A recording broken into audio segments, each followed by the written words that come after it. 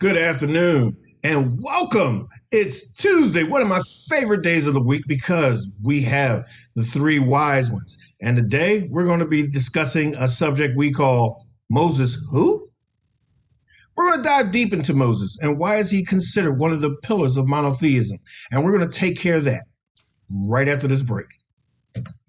Your small business struggled through the pandemic to stay afloat. You need more exposure. Radio and printed ads are good for pet liners. Television commercials are overpriced. Social media ads start cheap, end up expenses. You need an ad team that can get you multimedia exposure. You need MyTV. MyTV will develop a commercial tailored to your business. To get your maximum sales, contact sales@theratemytv.church.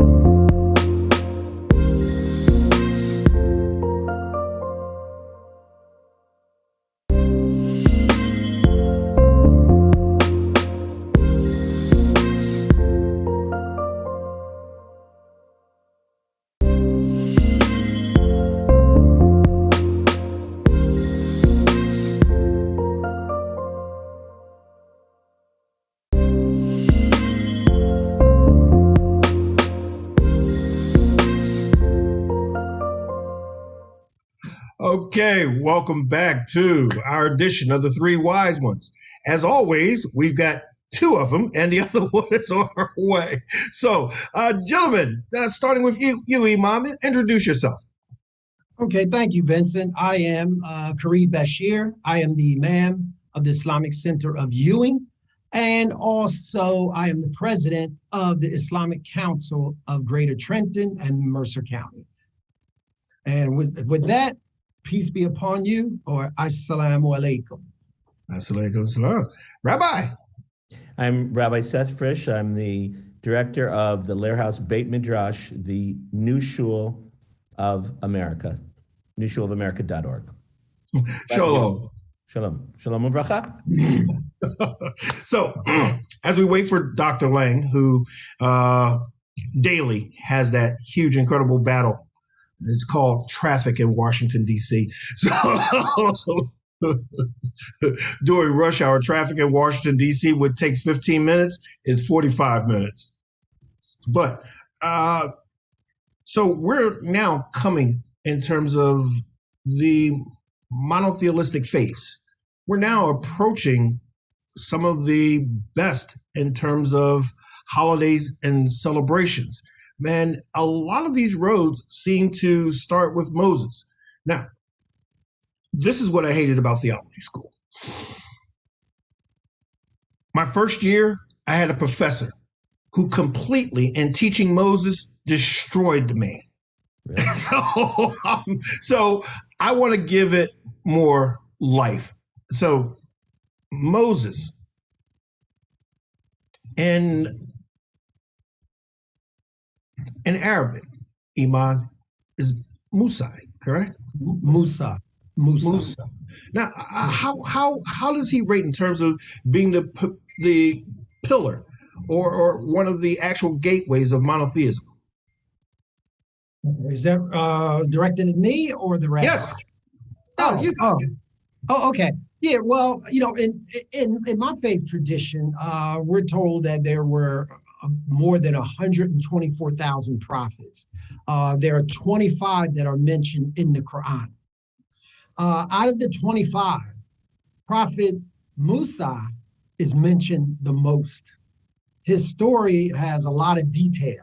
And given the time, I can explain in more detail why Musa is mentioned the most in the Quran.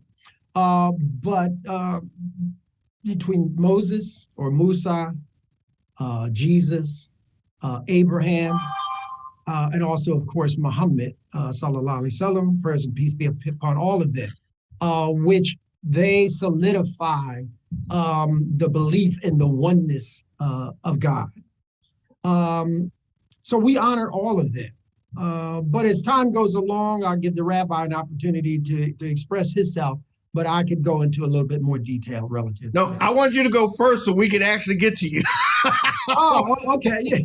when we talk about the rabbi and Moses, Okay. you Yeah, know Go how on it's forever. gonna go. I know. I know. No one would get anything else said. Imam, you know that But you know you something? know that Vince is a lot like Moses in his infancy, floating in denial. But Okay. But I will say this. There's a lot of things that come to my mind, with Prophet Musa, alayhi salam. But he is mentioned some 136 times in the Quran. Also, too, and then next is Prophet Abraham, 69 times, Noah, 43, Lot, 27, Yusuf. Prophet Jesus, Isa, is mentioned some 25 times. Believe it or not, Muhammad by name is only mentioned 4 times in the Quran. But of course, in terms of the grammar, when Allah is speaking to him or referencing him, then it's inferred that Muhammad is the name that is utilized, but in terms of the mention itself. Also, too, in Islam, Prophet Musa's mother, I'm sorry, let me back up. Pharaoh's wife, which is associated with the story of Musa, is looked upon very, very high in Islam, very high. She is actually mentioned as one of the several women that were promised paradise.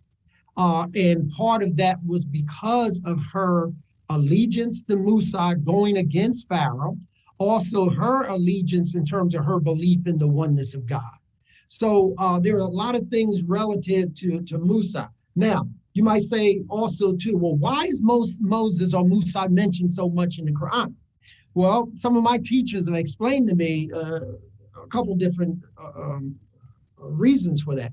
One is that in Islam, slavery and oppression is considered the worst of sins. The worst of sins. And when we look at the story of Musa, that whole story exemplifies that concept of being in bondage, being enslaved, and then breaking free from that. So because of that, according to my teachers, that's one of the reasons.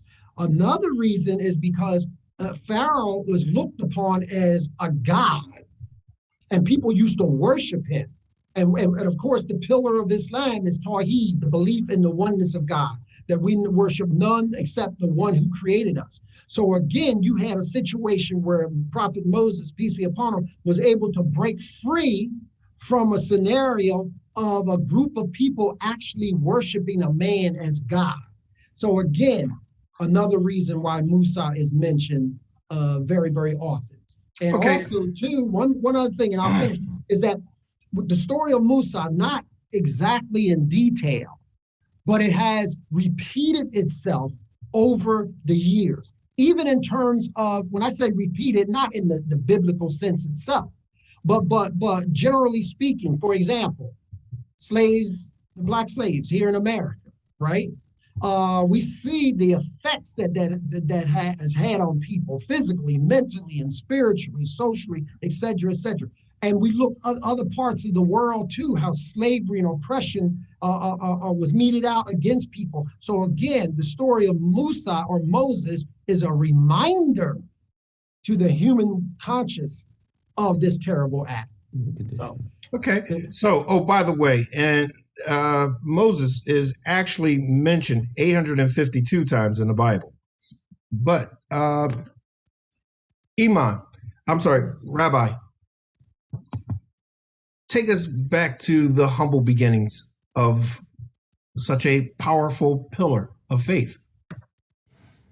Well, first of all, let me just say that was fascinating. I didn't know a lot of that, from my perspective of the Islamic tradition. And keeping with what you're asking, Vince, and Imam, what you're saying, we see Moses as a result, his birth, as a result of, God's favor, obviously. But we see his birth and survival in miraculous terms. It's a miracle, given, the proclamation of the Pharaoh saying, throw all the boy babies into the Nile.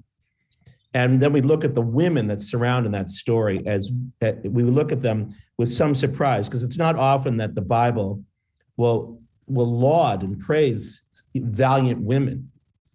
So you have these the women who help give birth, the midwives, which we understand from the Hebrew are not Israelite. They're Egyptians. They're at the lowest level of society, and they refuse to kill the boy babies. They literally refuse in a civil, disobedient way. And then you have the princess. You said the wife of Pharaoh. The way we have it in the Bible is that it's really the daughter of Pharaoh. So it's a little bit different. But she sees it. She understands it's a Hebrew baby. She even says it in the Bible. And then the sister, again, it's all women. The sister says, I can find someone to help you raise it if you're going to keep. And then she places Moses with his real mother, at least according to the Bible. Right. So here you are. And the Quran as well. Yeah. So on the same page so far. It's interesting. Go ahead. So here you have a young boy, and he grows up very fast within a few verses.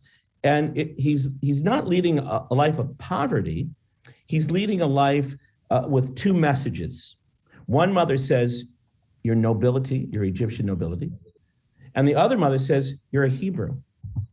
And you're essentially a slave. You're like us. And to say that he's not confused, I think I wouldn't be sticking my neck out to say he must have been confused by this. So that one day when he goes out and he sees an Egyptian, slave master beating one of the Israelites, he kills this Egyptian and buries him in the sand. And then the following day, he goes out and he sees two Israelites quarreling, and he tries to stop them. And they say to him, Vince, are you going to do that? You're going to kill us and bury us like you did the Egyptians? Right. So here you see, for us within the rabbinic tradition, people who study both the Torah and the Talmud, we see within his identity, we see kind of a clash. He's not accepted by one, and he's really not accepted by the other. So he flees to all places. He flees. He's dressed in nobility. We know that because. Okay, but before we get to that. But my point is, he's of many identities, and his identities are quarreling within him. No. I want to go back to some of the points that you said. Okay. Moses didn't have an easy childhood, even growing up in, Pharaoh's mansion or what was it called back then? His But it's an emotional unease. It's not a financial unease. No. Oh, no, he had resources, but let's look at it. His step-grandfather was looking at the profit in which he had the children killed anyway, because he thought that they were going to run him. He's looking at his enemy and raising his actual enemy. Do you think that was a comfortable relationship for Moses? I mean, even the Bible said that and this is me putting a little twist on there, that I believe that the relationship in the house was so uncomfortable for Moses that's what got him into stuttering. Okay, interesting, but I can't go there with you. I have to stick to what the Bible actually says. And what the Bible says is that there must have been, as you were saying, some enmity within the house, because the moment the Pharaoh hears about what Moses did, he seeks to kill him. Yes. He seeks to kill him. So that's reflective of that crazy atmosphere. And when I say crazy, I mean just a terrible, environment that he was raised in. But where does he find solace? He finds it, in a camp far away from Egypt, and people that knew he was Egyptian. They recognized him as Egyptian. But guess what? They're people of color, just like the Israelites. Before we go there, because it's time for us to take a break. Okay, sorry. Here's a question for you, and I've found this out during some African studies. Pharaoh knew who Moses was. Okay. Why didn't Pharaoh kill him? And we're going to answer that question because I like to leave everybody with a cliffhanger. We're going to answer that question in 2 minutes, 2 seconds. Your small business struggled through the pandemic to stay afloat. You need more exposure. Radio and printed ads are good for pet liners. Television commercials are overpriced. Social media ads start cheap, end up expenses. You need an ad team that can get you multimedia exposure. You need MyTV. MyTV will develop a commercial tailored to your business. To get your maximum sales, contact sales@theratemytv.church.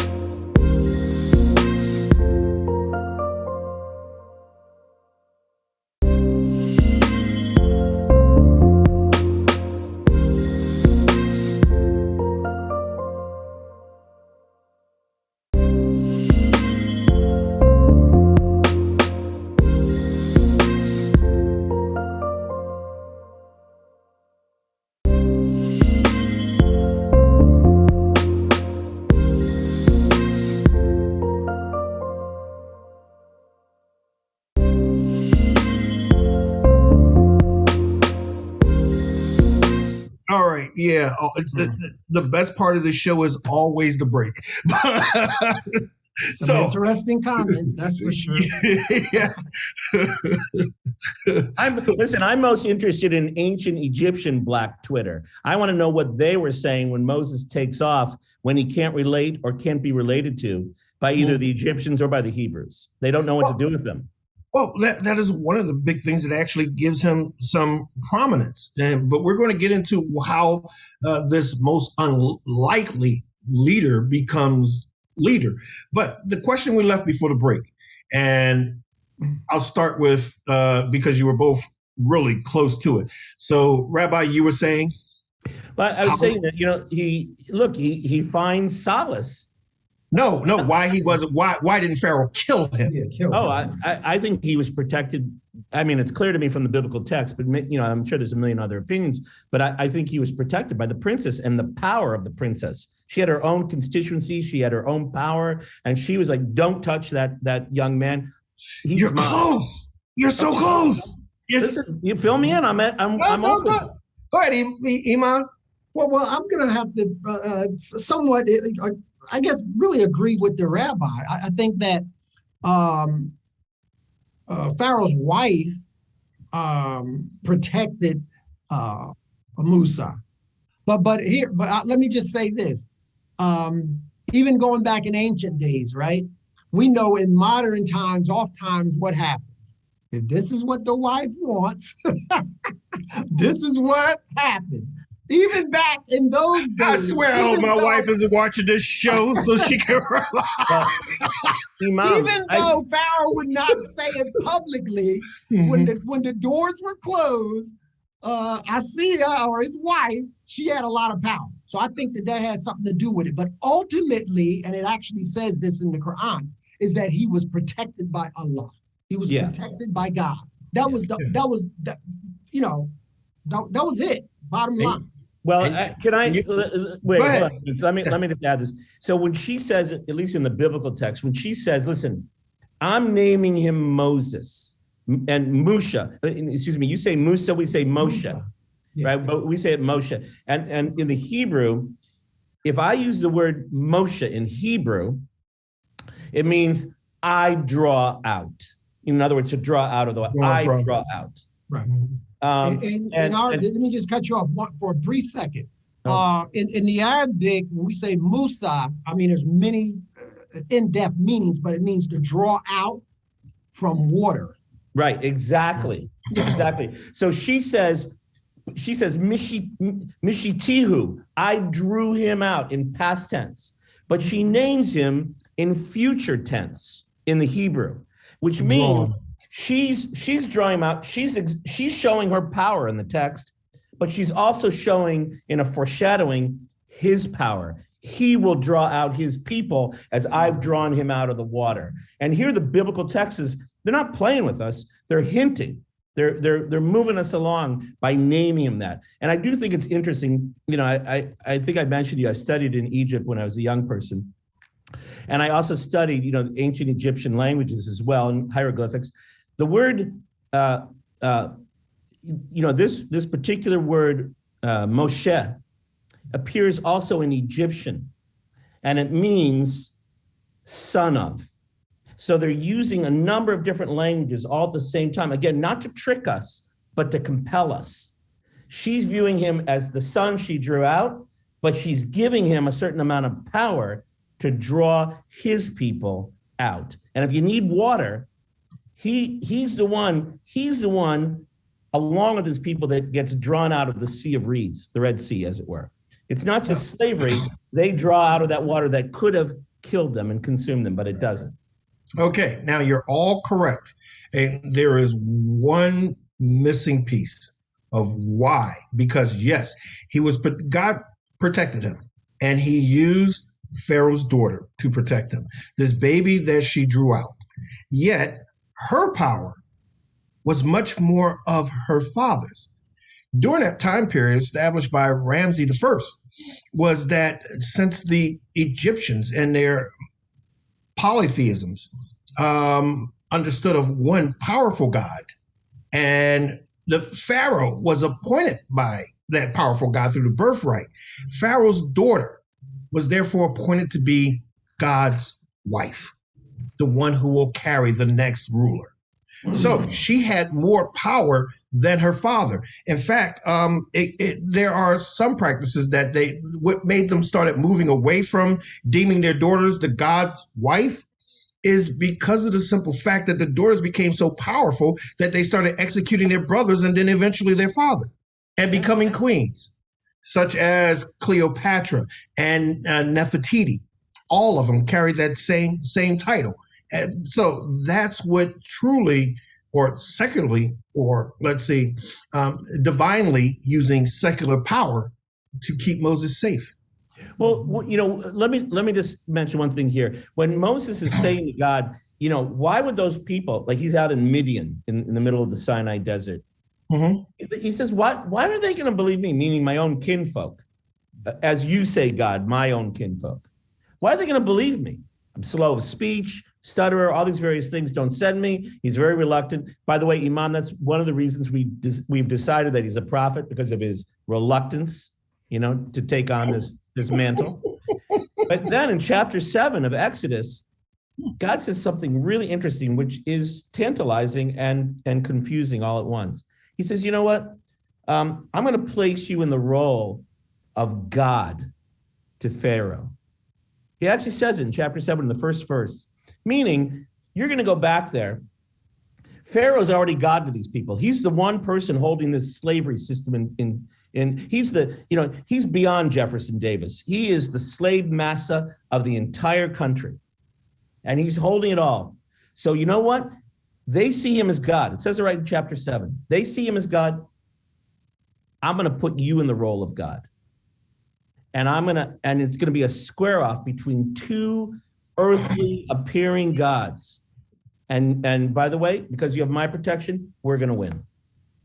That's his assurance. Now, that particular aspect of the story or passage does not complement or agree with the Quran.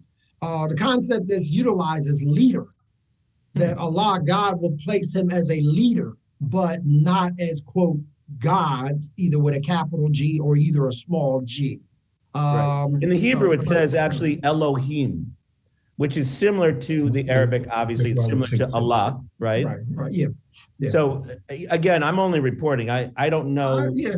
Well, here is the other aspect is that was not this the Lord showing his power through a man and to another guy who was, made himself a demigod and giving all power through wealth and showing him that, no, your wealth cannot save you from me because I've created all. I mean, let's look at it. To those who do not believe, or as one group calls them, to the infidels, the non-believers, the non-knowers, and you see a man who raises his staff and it puts down his staff and it turns into a snake and it devours the other snakes. And you see a man who puts his staff and his rod into the water and the water turns to blood. Would that not have some level of thinking that this man has an omnipotence or power? Yes, in our terms, but in their terms, in the ancient world, those who hold court with Pharaoh or in any royal court, they have all these powers. Whether it's true or not, I will never know. I was not there. Yeah, right. But I will tell you, many of these viceroys and courtiers and all these various people, they look at this, they have their rods they cast down, they turn into snakes. His is a bigger snake, but it's our story. And devours theirs. Right, it's our story. We're obviously going to say our stick is bigger than their stick. Our is more powerful. Not in certain company, no. We're not going to say that. I don't know much. Being an Ashkenazi Jewish guy, I don't know much about that. But maybe my brothers on that side of the color divide know more about that. Now, with some of my teachers, how they explain some of the things that you just mentioned is that it has a symbolic or spiritual meaning. However, and some of those things we can extract from it and say this is what it symbolizes. With snakes and rods and things like that. All the plagues, they're all miraculous. Yeah, but at the same time too, my teachers have warned me that we as believers, we cannot say it didn't exist. Right. Because then that would show disbelief. So we explain the spiritual or symbolic meaning of it and extract from it and learn from it.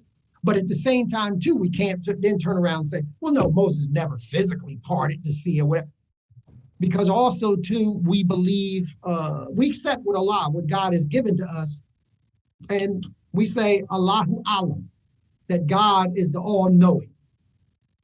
And some things we will understand, some things we won't. Well, not everything. Look, there's no religion out there that's going to explain rationally in a 21st century fashion exactly what happened. And people have tried. They've said, the plagues were because of, what happened at Krakatoa, east of Java, or it happened in the, Aegean island, of Thera, Santorini that explodes. People go into these rationalistic explanations. And I say to people all the time, if rational works for you, you go. But I'm telling you, the Bible is predicated on God, or you would say Allah, bringing his power into the universe and changing things. Changing things in a miraculous way. And that is how religion is built. But for those people who rationalize the actual accounts of the plague and the parting of the Red Sea, I say to them that, you know what? There isn't a number big enough to calculate the odds of that happening at the precise time that Moses commanded it. That to me is solipsistic reasoning. It happened, therefore it happened. Okay. It doesn't make any difference to me. I mean, look, take the parting of the sea.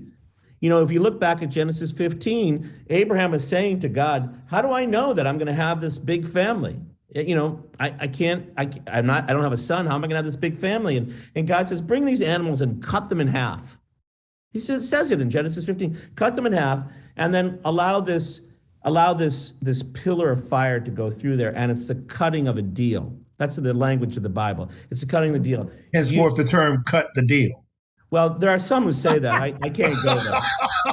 Some who say that. Oh, my goodness. So then he says, right, I know, good try, but no. So and then he says, look, your progeny are going to go to Egypt for 400 years. And the ancient Israelites, Imam, are really the only nation of people that I know that roughly mirrors the nation of the African-American slavery from the 1619 time period till now.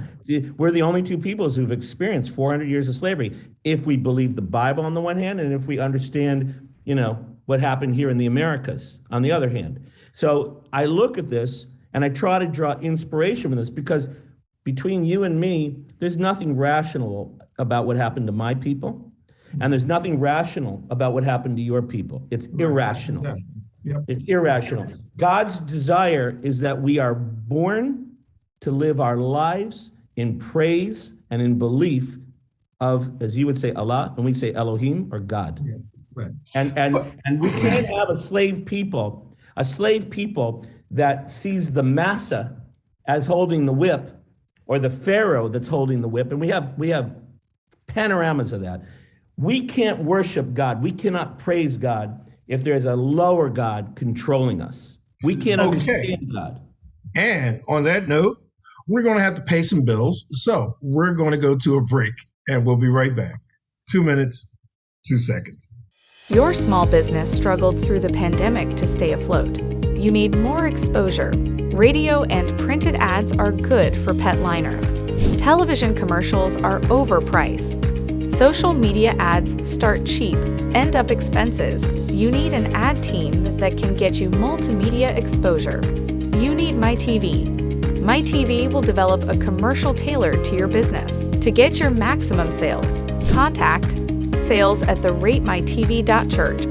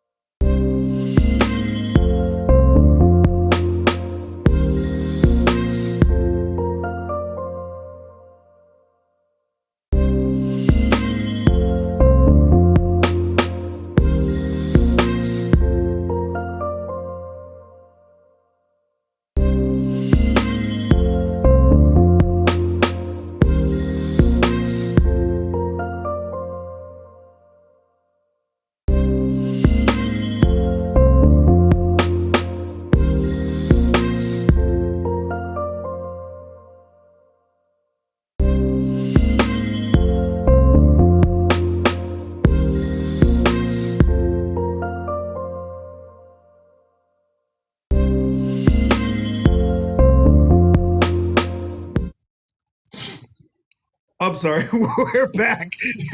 So, Iman,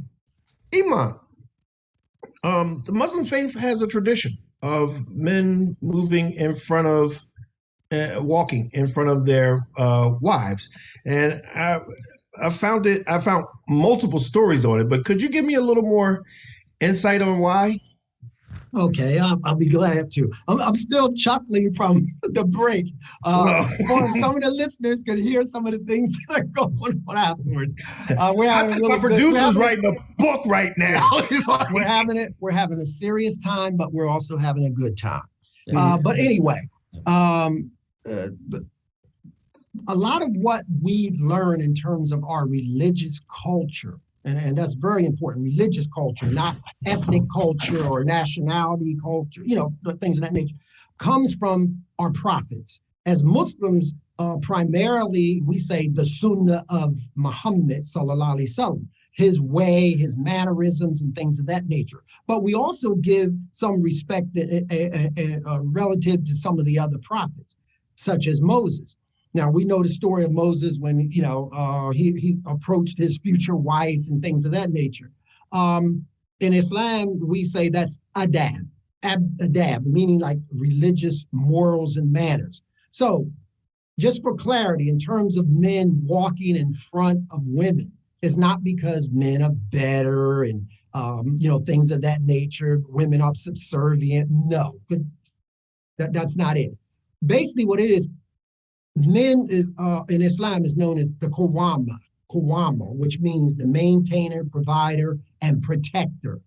So it's like if you're trying to give some protection, you don't send your wife out in front of you. You go out in front. That way, if you meet an adversary, if you meet some danger, then you can confront it first. So that's really where that came from. And we know even with Moses, right? He's seen, and Rabbi, you can tell me if your story is similar in your religious text. There was two women. They were waiting to feed their flock, but they had to wait until the men got finished. And Musa, he approached them and said he offered to water their animals for them. And then, of course, the rest is history. He ended up marrying one of the sisters, et cetera, et cetera. So I hope that somewhat kind of gives a little background on what you asked, Vince. Well, by the way, Imam, just to kind of mirror what you said, in the Torah, the way it's framed is that the children, the daughters, if you will, the daughters of Yitro, which is Jethro in Hebrew, Yitro, the daughters are actually watering their flock. They're in the process of feeding, if you will. And these other, brigands, they come forward and they chase away the daughters' flocks, and they chase away the daughters because they're more powerful. They're considered low lives, that they would chase away the women when all they're doing is feeding or watering their flocks. These are the scourge of the earth, pirates almost. And it is Moses who shows up. And he's obviously in the guise of an Egyptian. He shows up and he chases them away. He acts in a chivalrous manner. And that's one of the things that we learn, that the women can be the mother of the nation. They can encourage their men. It's a Torah's view of the world.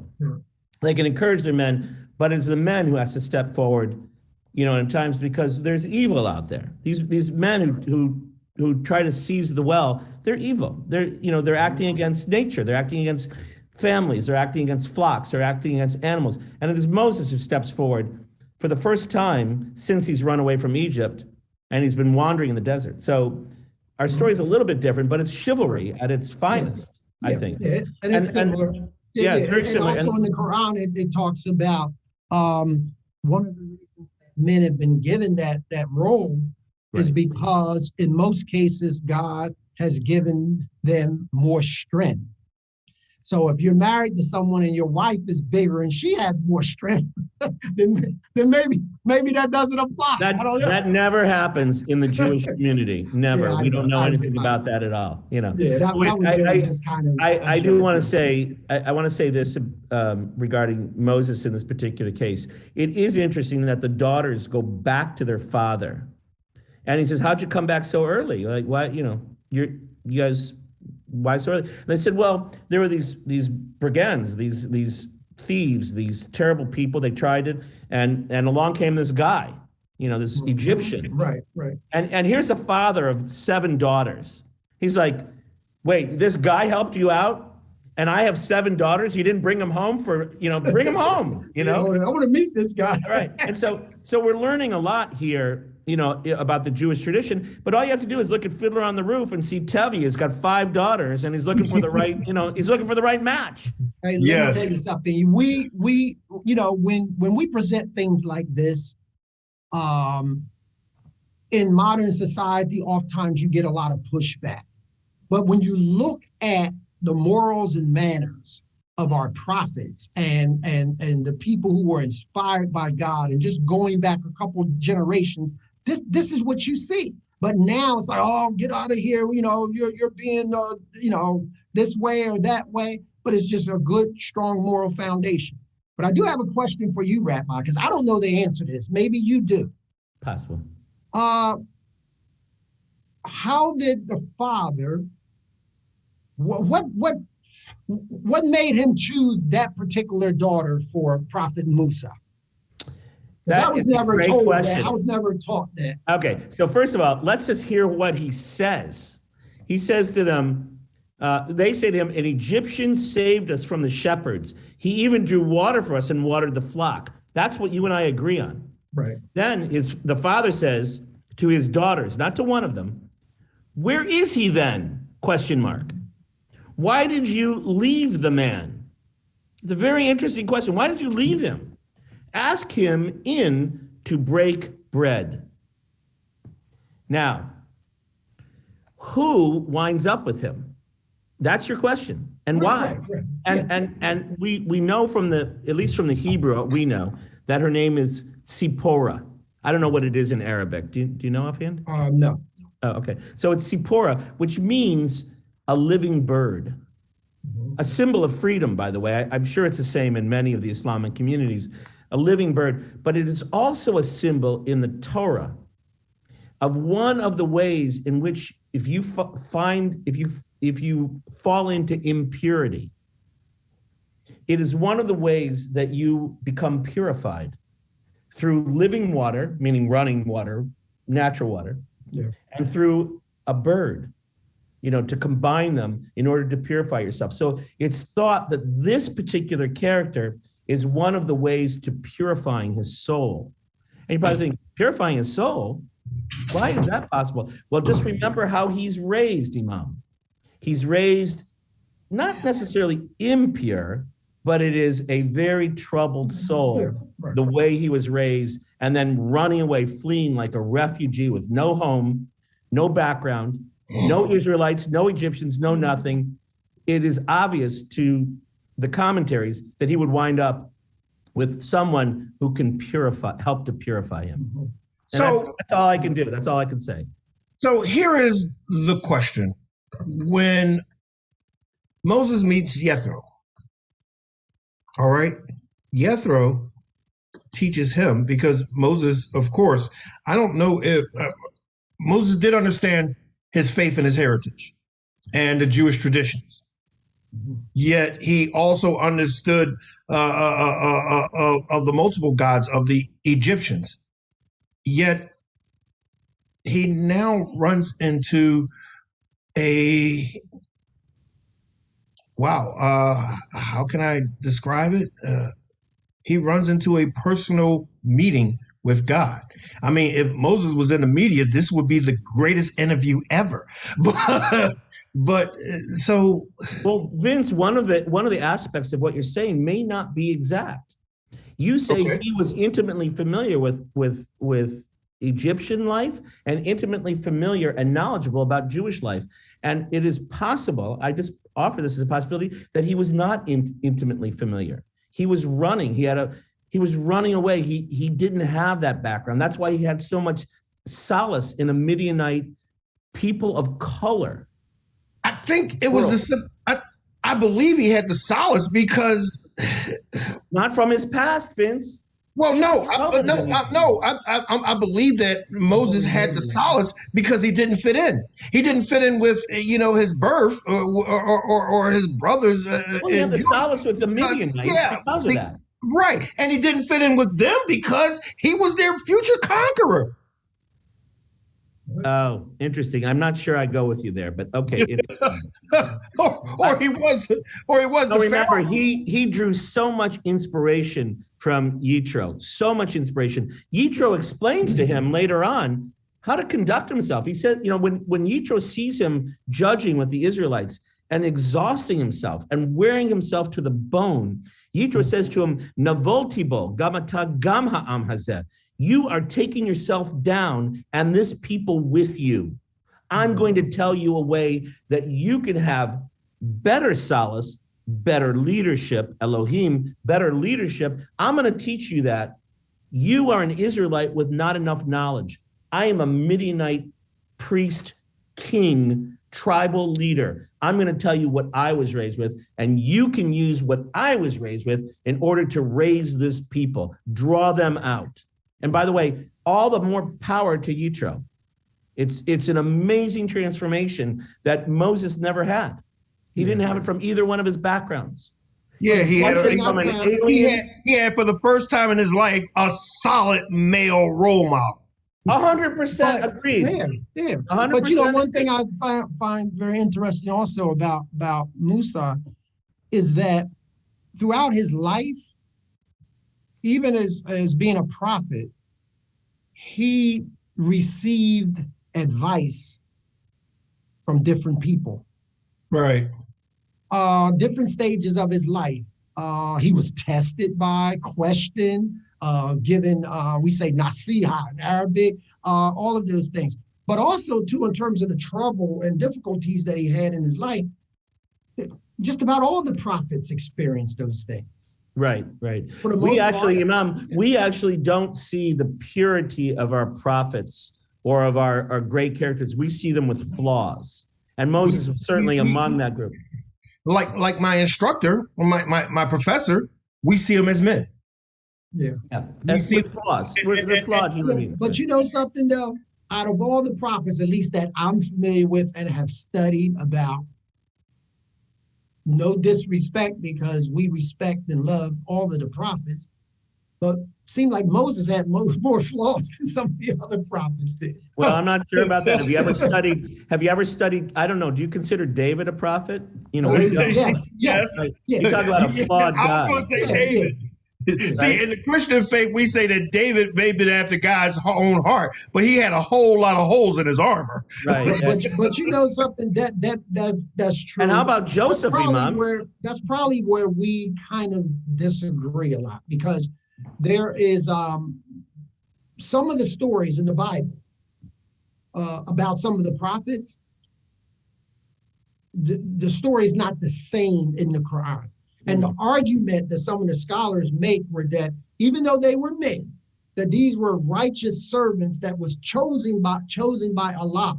Like for example, some stories about the prophets getting drunk or having sex with even their daughters or either other women and things of that nature. I should be reading those books. I've never. Yeah, you're right. We don't accept those stories from Islamic tradition.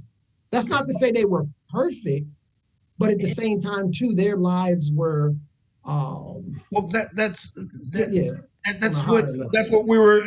You're right, and that's actually the point. We view our prophets as humans, and when we look at another human, we look at two things: what we have and what we don't have, what they have and what they don't have. And depending on your aspect or view of them, if you like them, you're focusing on what they have. If you don't like them, you're focusing on what they don't or what they do. Well, okay. And I hear you, Vince. I completely hear you. I will say there's a slight variation here. We do obviously consider Moses a paradigmatic prophet. We do, but we don't refer to Moses, even though we accept him as a prophet. And we base a lot of prophecy in relationship to Moses and his, if you will say, his ministry, if you will. But we, in Hebrew, when we're referring to Moses in the rabbinic tradition, we refer to him as a rabbi. We call him Moshe Rabbeinu, our teacher. And the reason is because he's so close to God, which causes some discomfort. He's so close to God, and he even asks God to know, he'd like to know God more and better and closer. And God says to him, you're a man.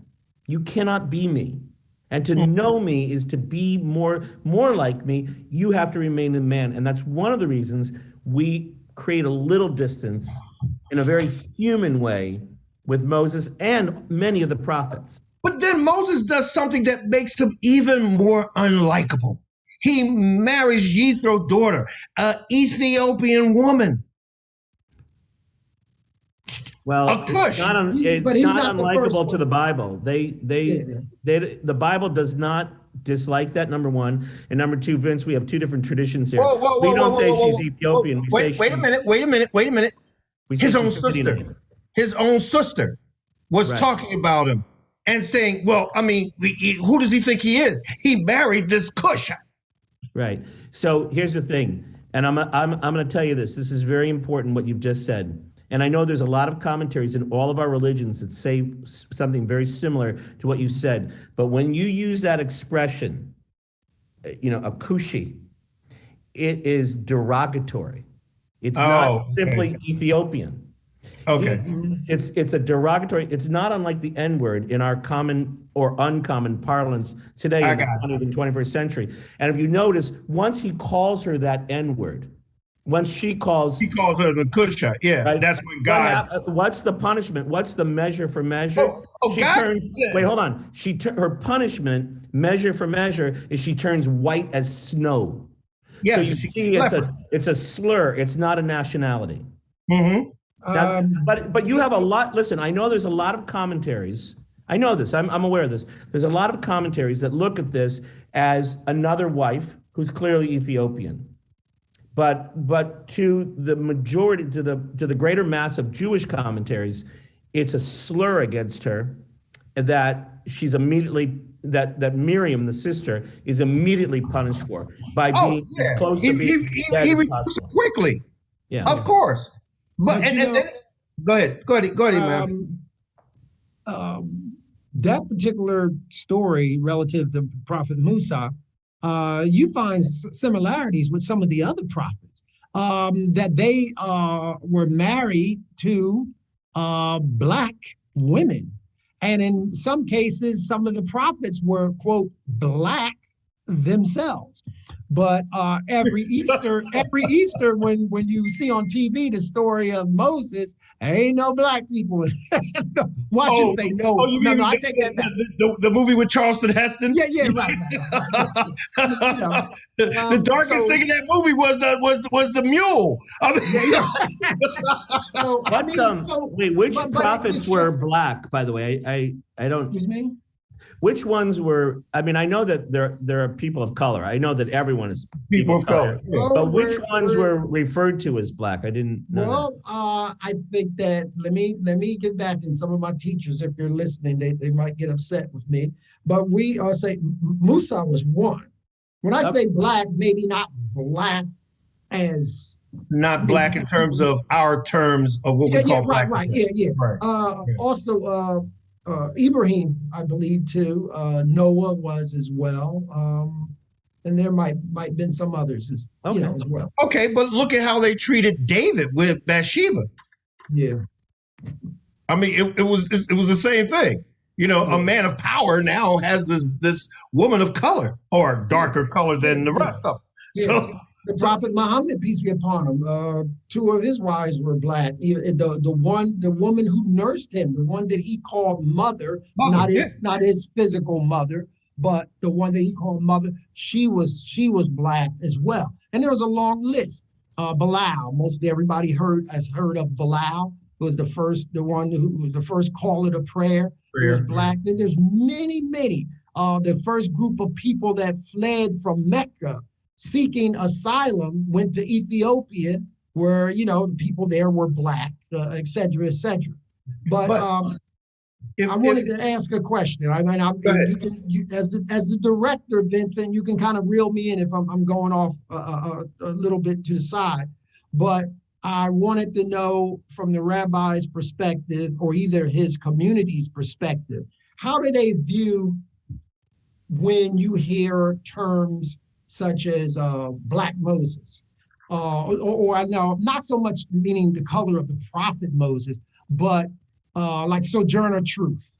She was known as the Black Moses. Why? I thought it was Harriet Tubman. Oh, I'm sorry, Harriet Tubman. I was going to say, it sounded like Harriet Tubman.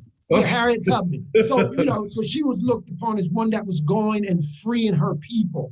How is that kind of terminology accepted? Look, when I was a much younger person, I spent the first 5 years of my life in Williamsburg, Virginia, which was the South.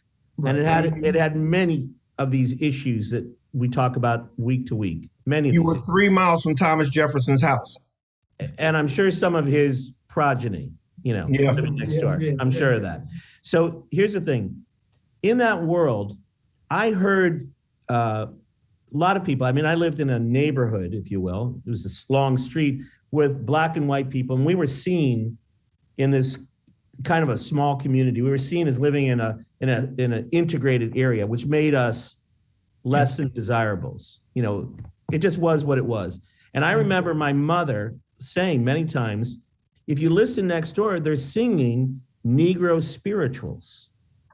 Now, I'm sorry if I'm not using a good term by using the word Negro. I'm just repeating here what I heard from my mom, and bearing in mind that we were a civil rights family. There's no question about that. And I listened, and we all listened in our kitchen because we could hear it next door.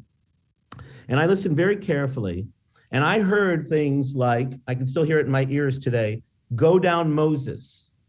Right? Have you heard that expression before in the old spirituals? Go down Moses, or swing low, sweet chariot, coming for to carry me home. I mean, I don't know if you heard any of these songs in your youth. And all of these things are predicated on an African-American understanding of the Exodus and the Bible brought into their world and thus into my world. And my mom said to me, look at the meaning of our Torah for other peoples. Look at that meaning, how it inspires people. To this day, this was like the 1960s. Look at the inspiration that our Torah brings to the world. And she was so proud.